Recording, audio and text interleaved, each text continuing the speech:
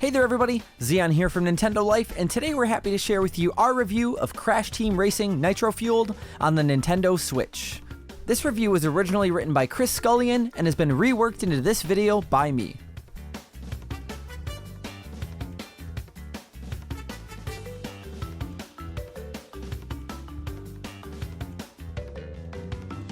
Although it doesn't look like there's going to be a Mario Kart 9 anytime soon, the Switch is starting to grow its own roster of licensed karting games in a way that we haven't seen since, really, the days of the GameCube. Last month we received Team Sonic Racing, and even though the likes of Nickelodeon Kart Racers and Hello Kitty Cruisers are mediocre at best, they still do count.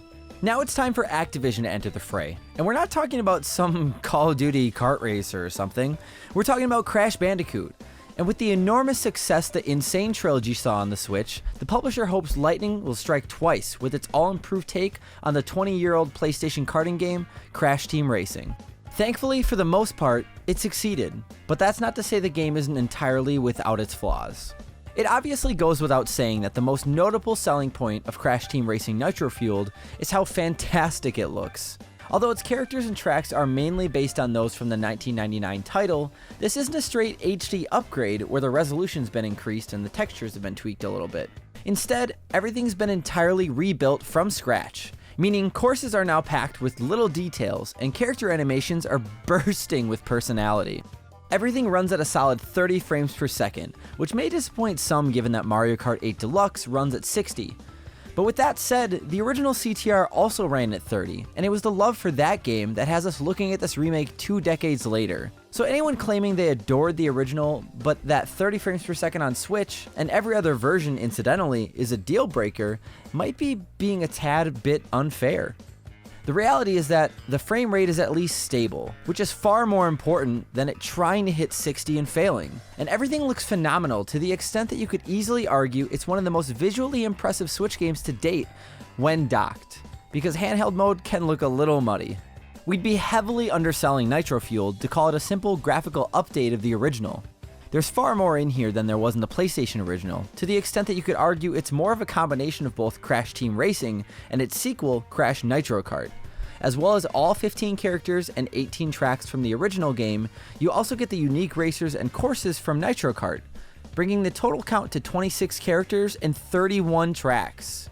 Unfortunately, the extra tracks don't carry over to the game's adventure mode, but that's because it's essentially a straight port from the original game, and as such only features its 18 courses. If you aren't familiar with it, it's more Diddy Kong Racing than Mario Kart. You're placed in an open environment with different linked areas. You drive from course to course, winning races and taking on various challenges in order to earn enough collectibles to proceed.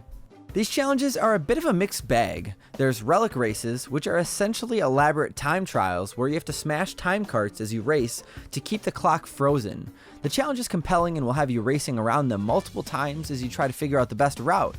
But then on the other hand, we have the CTR races, which have you trying to finish in first place while also collecting the C, T, and R tokens hidden in obscure locations, which can be a little frustrating. This is partially due to the initial fact that for many people, when just starting out, the simple act of finishing first can be a tricky task in itself without having to worry about picking up collectibles too. Much like the PlayStation game it was based on, Nitro-Fueled is unforgiving with its level of difficulty. While playing on easy is naturally a laid-back affair that probably won't provide much of a challenge, but the step up to normal difficulty is large enough that regular first-place finishes are nowhere near guaranteed. A lot of this comes down to mastering the game's turbo drifting system, which has far more of a learning curve than most other karting games. Rather than simply holding down a drift button, you have to tap a second drift button up to 3 times to activate your boosts.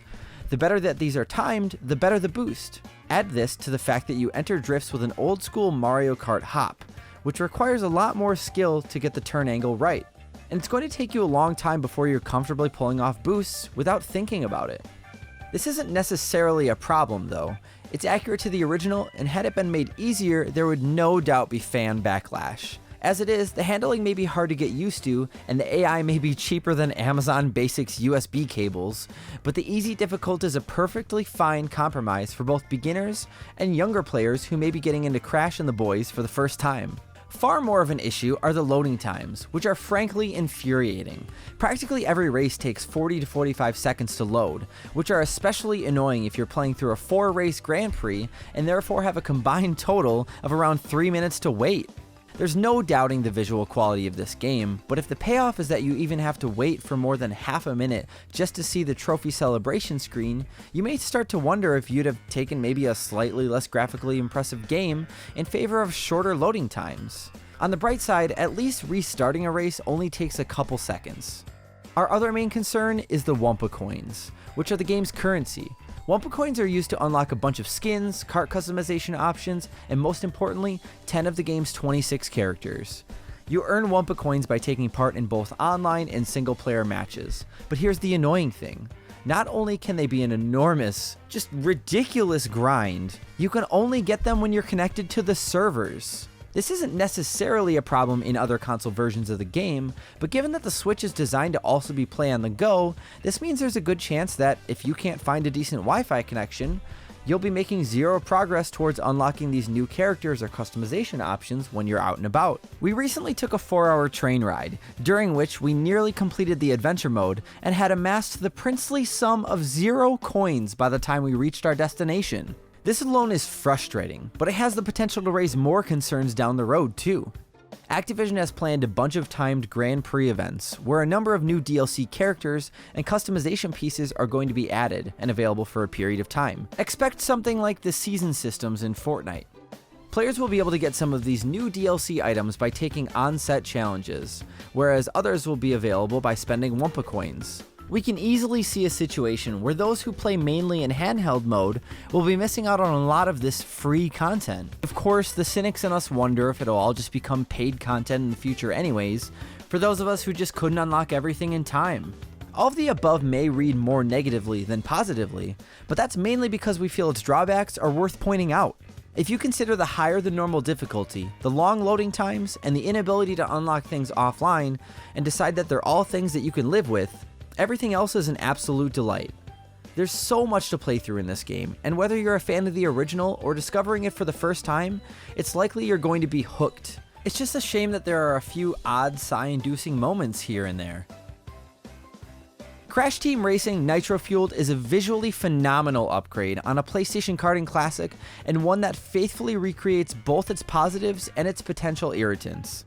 It does bring a whole new set of issues, mainly lengthy loading times, and the fact that playing offline stops you from making progress towards unlocking anything. But while these prevent the game from becoming an absolute must-have, they don't sour the experience enough to stop us wholeheartedly recommending it regardless. We here at Nintendo Life give Crash Team Racing Nitro-Fueled on the Nintendo Switch an 8 out of 10. If you'd like to check out our full written review for the game, you can find it over at nintendolife.com.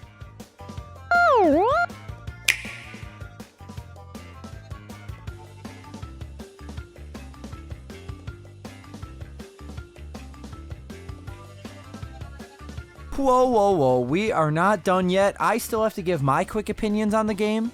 Seriously, the load times are abysmal. When I was playing for footage for this game, I would stop and look at my phone for a little bit, check Twitter or something like that, and I was like, oh, the game's probably loaded by now. I should put my phone down. I mean, I wasn't saying this verbally, I was thinking it, but then I would look back up at my screen and it was still loading. And I even set up a timer myself to go check and see how long this game was taking to load. It's insane. And the difficulty, my goodness. I started on classic mode because I was like, I'm just going to play through the game a little bit just in its original fashion, because I grew up playing the game at a neighbor's house, and I just, I didn't want to deal with all the customization options, just wanted to get some good old racing in. But with the classic mode, they don't give you a difficulty option, at least from what I noticed. And I'm not sure if the difficulty in that is locked at medium or hard or what, but I struggled. It took me forever to get anywhere. I think I finished 2, maybe 3 races before moving on to the Nitro-Fueled mode. It made me feel like I've never played a racing game before. And it also doesn't do the best job of explaining the drift mechanic either, because I thought it was just since it's, it's been forever since I've played the game, and I didn't really grow up with it either. I didn't know that you had to press the the alternate drift button in order to actually perform your boost. I thought it would just happen like it does in Mario Kart or Team Sonic Racing. So I was very confused and very thrown off. And I mean, now that I've started to get the hang of using the drift, it feels awesome. And you just can fly through levels. Like Chris states in his review, the game does have quite a bit of a learning curve to it. But once you get going and actually figure it out, it's a blast just flying through these levels. And that's my minute or two of my own opinions for the game. Thanks for listening. Oh, and if you happen to make it all the way to the end of this video, why don't you drop Diddy Kong Racing in the comments so that way I know you're a real kart racing fan.